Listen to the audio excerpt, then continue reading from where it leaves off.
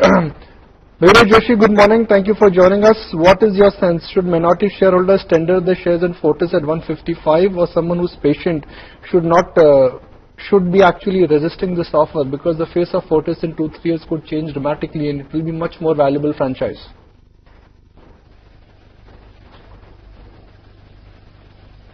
Morning, Nikunj. For the industry as a whole, I think the dynamics obviously remain in favor of all the hospital players. The kind of opportunities that these players have, specifically in lieu of lack of hospital facilities and the kind of additions that they're doing, plus the medical tourism concept, which is going to probably abet their earnings growth, is probably going to keep the sector in good momentum. Specifically in case of Fortis, I think no direct coverage that we've got, but whatever has happened and the deal that has probably got sweetened, yes, it does benefit, but to what extent, I think it really depends in terms of two aspects. I think the deal aspect probably looks far more lucrative at this point of time. But the other angle is probably the operating parameters, and operating parameters probably should improve significantly. So again, I think it can be a good offer to be taken. But again, largely what we probably like within this space still continues to be Apollo Hospitals, even though the valuations are on the higher side. Our own sense is that the new hospitals have started contributing, and the contribution from the pharmacy part of the business on the EBIT level, which has started breaking even, also exudes a lot of confidence. So I think Apollo probably remains one of our preferred picks within this space. 1086 for Apollo Hospitals. I mean, some of the hospital stocks, in a sense, they've done actually rather well. So Mayuresh, how are you participating in this market? What are you buying? Where are you looking some gains? What's been the tone of activity at your end?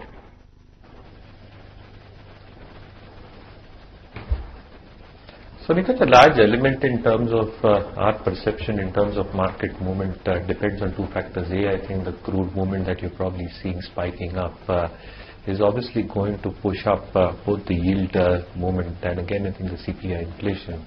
So if it sustains above that mark of $70 odd, you definitely have some issues at hand, both from a macro perspective and select user industries who possibly use crude or crude oil derivatives, because input cost inflation probably starts moving higher. So paint companies, you've got a lot of stocks like the tire space who probably use this. So I think this component probably needs to be monitored very closely. The second angle obviously is corporate earnings. So I think our focus is largely on sector stroke companies where earnings momentum can probably continue. Q4 might be a little bit on the softer side, except and barring a few sectors. But a large element where earnings growth can continue in excess of 14-15% is where our focus is. So I think selective retail private banks, a few of the corporate facing banks is something that we continue liking. Though I think the price to book parameter for retail banks might be higher, I think the growth also looks far sharper there, and the asset quality pressures look to be far lesser and abating compared to the corporate or the PSU structure. The second element in terms of government spending on infrastructure, I think that's one key focus area that we are probably liking. So I think select players within the road EPC players which have bagged HAM contracts where the IRRs will be far better over the next few quarters and years and as execution improves, I think the earnings parameters should improve on that count as well. So we've been liking Dilip Buildcon, we've been liking KNR Construction, Sambhag Engineering. I think the growth momentum with order flows is here to stay. Consumption as a basket, and you were mentioning that a few minutes back. I think it looks very, very interesting at this point of time, and within the large component, select auto names is something that we continue to chase. We also probably like a few of the NBFCs. So I think even though yield movement has been sharp, you've probably seen some dip happening because of the government borrowing program, the RBI inflation trajectory. I think few NBFCs will continue doing well. So Chola, DHFL is something that we continue liking. And within the defenses, I think remaining a little bit selective on both IT and pharma. So I think a few large cap IT names like Tech Mahindra, HCL Tech, maybe within the mid cap space, Nucleus Software is a dark horse candidate that we probably pursue.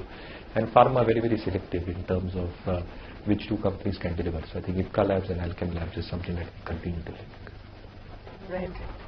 Okay, we have to talk about IT. How can we not? Day after tomorrow is going to be a busy day as Infy pretty much rolls out the red carpet on talking earnings soon enough. Mayuresh, what do you expect in terms of purely the guidance that Infy lays out? Because Infy is the only company which lays out a very, very definitive guidance a side of Wipro which highlights global IT revenue growth. What are you hoping to hear?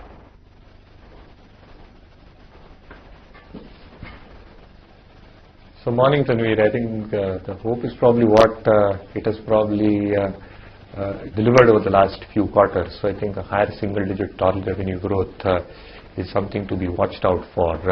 EBIT margins expected to be probably in the same range.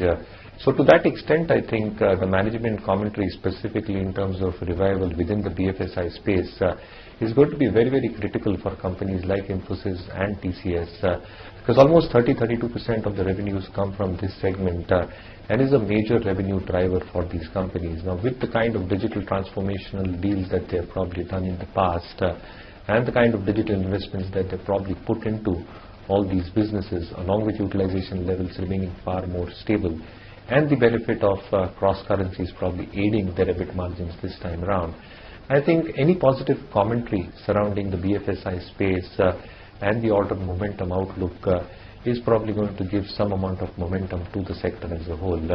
So I think expecting a reasonable amount of commentary to come through both from Infosys and TCS, both in terms of the digital deal wins that they probably can attain from this segment. Retail and manufacturing obviously have been encouraging trends.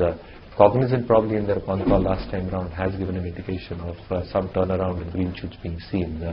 So I think that can be taken as a positive. But one area also needs to understand the impact that might come to post this quarter. So wage hikes, you're probably also going to look at some amount of stickiness when it comes to the overall structuring within the Eurozone itself. So I think we remain selective on the top names, but commentary is generally, in my opinion, Tanveer, should be far more reasonable this time.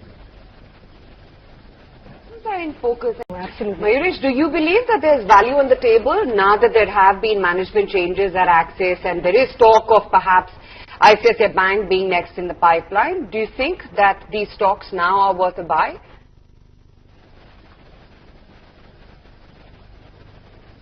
So we still have maintained our ratings on the stock, which is still a hold in spite of what has happened in terms of development specifically related to the managements of these banks. But as Nikunj was pointing out, I think the loan growth specifically in terms of de-risking their entire portfolio has been very strong towards the retail side of their business. So if you look into that advances growth over the last few quarters, I think retail advances have grown at a very, very fast clip. Again, I think the asset quality pressure specifically on their corporate mid-SME or MSME book, I think that has largely played out with their drill down watch list actually dwindling over the past few quarters, and the recognition both in terms of accelerated provisioning actually taking a hit on their credit costs. Can that continue for the next quarter, that is this quarter and the next? Absolutely possible. Does that mean that credit costs are not going to come down significantly over a period of time? My own sense is that they should probably peak off over the next quarter or two and start dwindling down.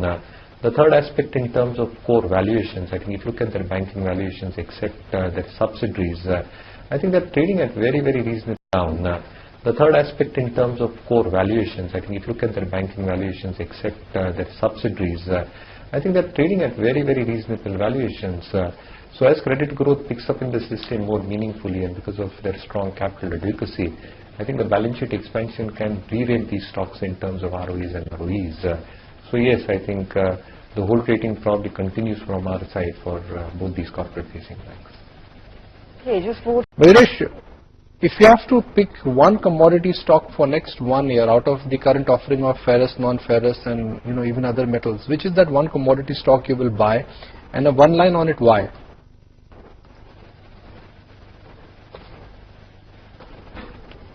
So Nikunj, I think I'm still favoring Vedanta at this point of time because zinc is a majority of their business of 56% and zinc prices as per our commodity analysts are expected to remain extremely strong and buoyant. The other element in terms of their operating costs towards the aluminium business remains quite on the higher side.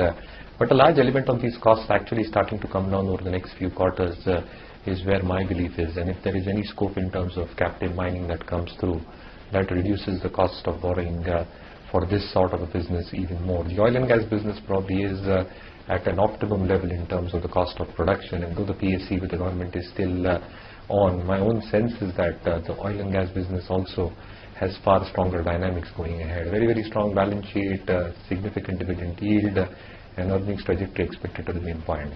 So I think Vedanta probably remains one of our preferred picks.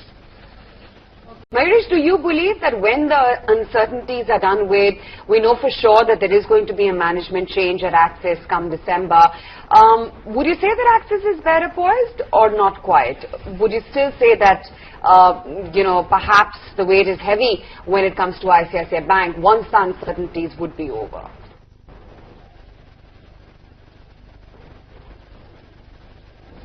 So obviously, I think the succession plan obviously has to be well laid out. That's of paramount importance in terms of how the leadership is going to drive the earnings trajectory for the bank.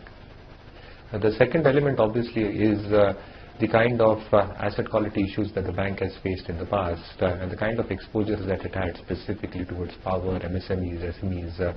I think that is probably getting abated.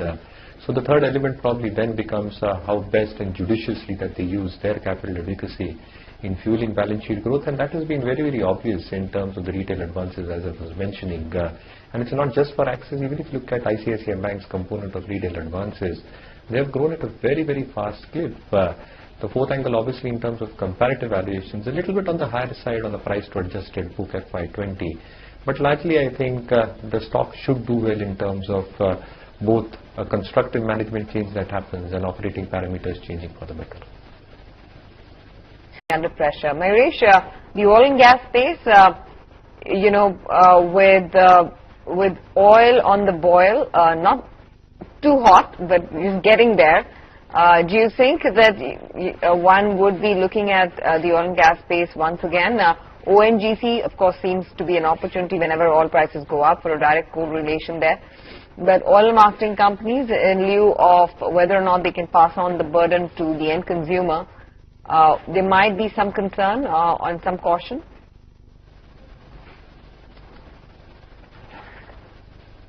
It's a possibility, and as I said, I think if it crosses $70 a barrel and stays above that or on higher levels, what you're probably seeing in terms of the exchequer allocating a certain amount in terms of the fuel subsidy, I think the oil marketing companies or the upstream companies need to probably then bear a component of that. The second element, if it stays in this range, obviously I think upstream companies like ONGC, Oil India, do benefit because the gross realizations that they probably derive from crude sales directly passes on, and because there is no under recoveries or subsidy sharing, I think it's a net pass through in terms of that entire gross realization being the net realization for the companies. For OMCs, I think the story becomes a lot more different in terms of escalating crude prices. The margins, specifically the marketing margins, both on petrol and diesel, that probably comes a little bit under the question mark. And the second element, in terms of the pass-through effect, I think it's a little bit difficult in terms of how we'll be able to do that. Yes, dynamic pricing is in, but after a certain level, I think there has to be some amount of bearing that most of these companies either need to do, considering the constraints that even the central government will have on its budgeted allocations. So again, I think as a space, our belief is that oil should not significantly move higher than $70 for the entire part of the year, and the rupee should not depreciate significantly because these are two key variables.